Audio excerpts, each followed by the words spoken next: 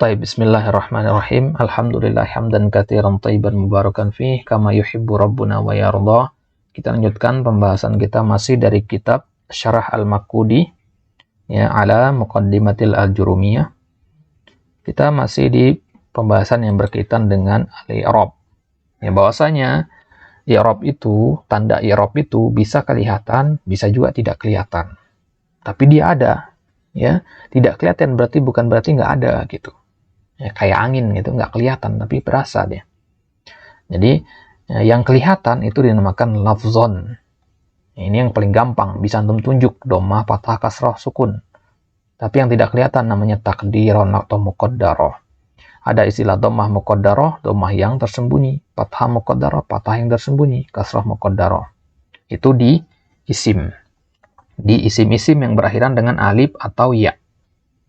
Ya, kita sudah ambil contoh yang berakhiran dengan alif, yaitu al-fata. Ya, isim yang berakhiran dengan alif, ya, ini isim-isim yang seperti ini dinamakan isim maksur namanya ya. Walaupun tidak disebutkan di sini buat faedah saja, namanya isim maksur. Wa amma ma fi akhirih ya. Sekarang kita lihat isim yang berakhiran dengan ya. Contohnya al-qadi. Ya, al-qadi. Fayuqaddaru fihi ar-raf'u wal khafdu, maka rafa dan khafatnya dimuqaddarahkan, tersembunyi dia. Ya, rafa'nya dan khafatnya tersembunyi. Wa yadhharu fihi nasbu, akan tetapi nasabnya tidak tersembunyi. Apa maksudnya? Kita lihat. Qama al-qadi. Al-qadi di sini dia berakhiran dengan al-ya. Seharusnya setelah koma itu kan dhammah ya, tapi karena di sini adalah ya berharokat sukun, nggak mungkin kita mengatakan al-qadiyu. Ya, ini namanya as-siqal dalam bahasa Arab, berat dalam pengucapan, dan bahasa Arab itu menjauhkan diri dari yang berat pengucapannya itu. Ya, jadi tidak mungkin bisa muncul dhammahnya. Maka berarti di sini muqaddarah. Fal qadi fa'il bi qoma. Maka kata qadi di sini sebagai fa'il dari kata qoma. Wa huwa marfu, dan namanya fa'il itu pasti marfu. Wa alamat raf'i fihi ad-dhammah muqaddarah fil ya. Dan tandanya di sini adalah dhammah muqaddarah sebagaimana di isim maksur di atas tadi. Ya.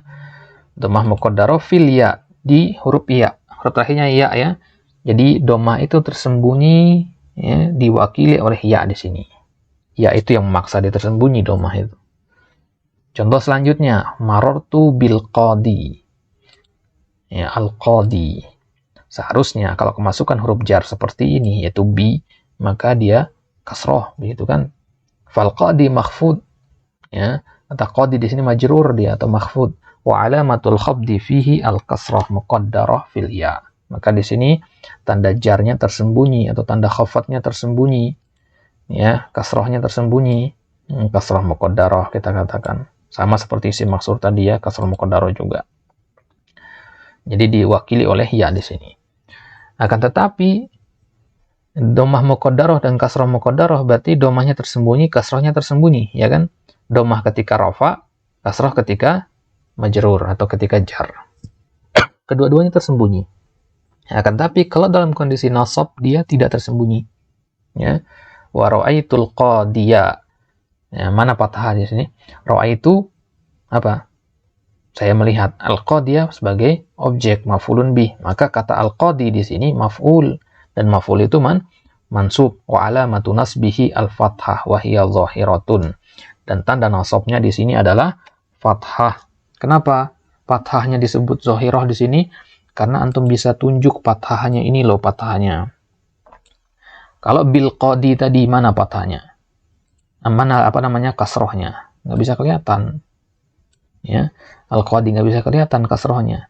Kemudian qomal qadi, mana dhammahnya? Seharusnya dhammah, mana dhammahnya? Nggak kelihatan. Nah, kalau tidak kelihatan seperti ini, berarti dia muqaddarah, dan dia tidak kelihatan hanya dalam kondisi rafa dan jar saja. Al-qamal qadi dan maratu bil qadi. Tapi kalau dalam kondisi sebagai objek, kata al-qadi tersebut dia zahirah. Ya. Nah, maka kita lihat di sini, maka kata al-qadi di sini ya, Isim-isim yang berakhiran dengan ya, kemudian huruf sebelumnya sukun, itu dinamakan isim mangkus namanya. Ini buat faedah saja ya, untuk membedakan dengan isim maksur. Isim maksur tadi al-fatah, kalau al-qadi itu isim mangkus namanya.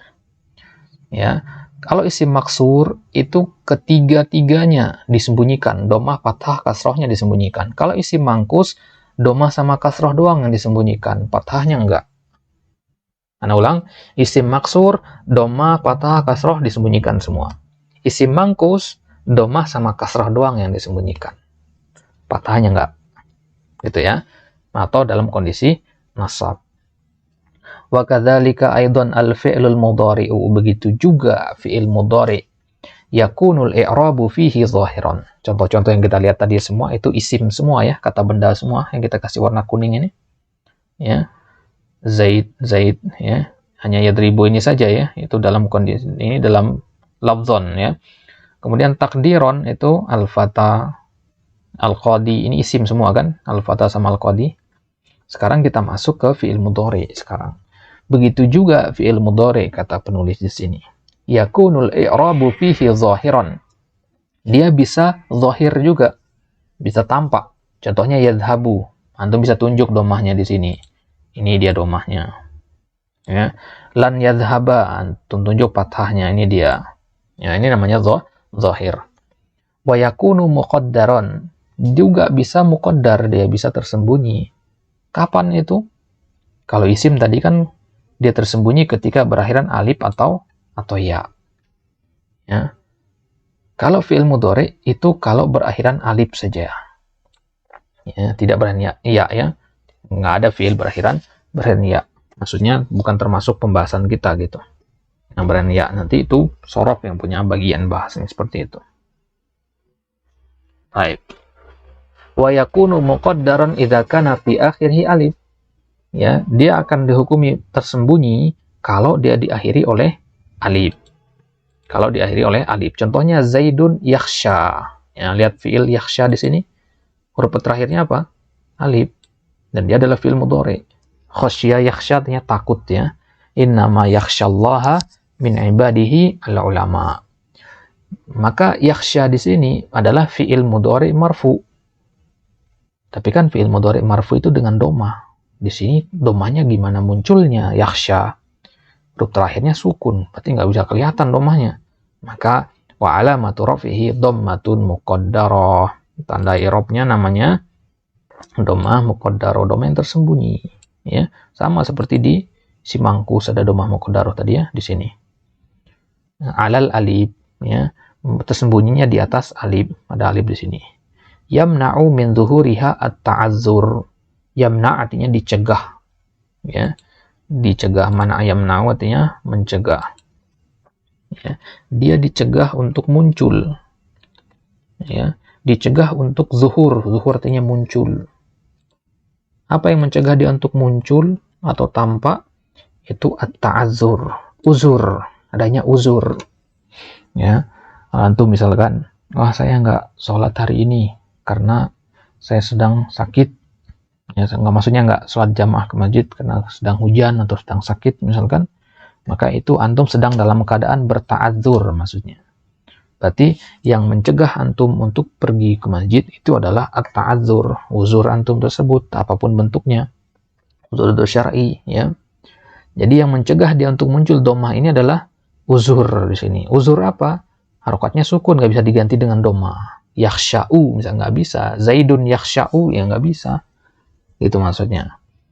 Wa nahu Zaidun lan yakhsha. Ya, itu dalam kondisi rafa' tadi. Kalau di sini nasab itu kita masukkan lan. Jadinya lan yakhsha. Fa yakhsha fi'lun mudhari'un mansubun bilan. Maka di sini yakhsha adalah fi'il mudhari' yang mansub dengan lan. Wa alamatun nasbi fihi fathatun muqaddarah. Dan tanda i'rabnya di sini adalah fathah muqaddarah. Mana'a min zuhuriha at-ta'azzur. Dia dicegah untuk muncul at-ta'azzur, adanya uzur di situ. Maka fi'il mudhari berarti dia juga bisa di-i'rab tersembunyi, ya, muqaddar. Ya. Contohnya di sini adalah yang tersembunyi domahnya yakhsha.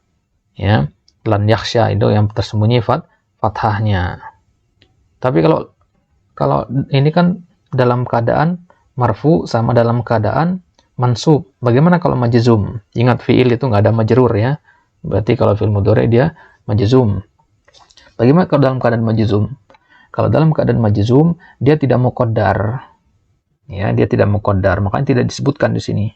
Makanya hanya dua di sini ya, dhamma muqaddar sama fathah muqaddarah. Mana sukun muqaddarah?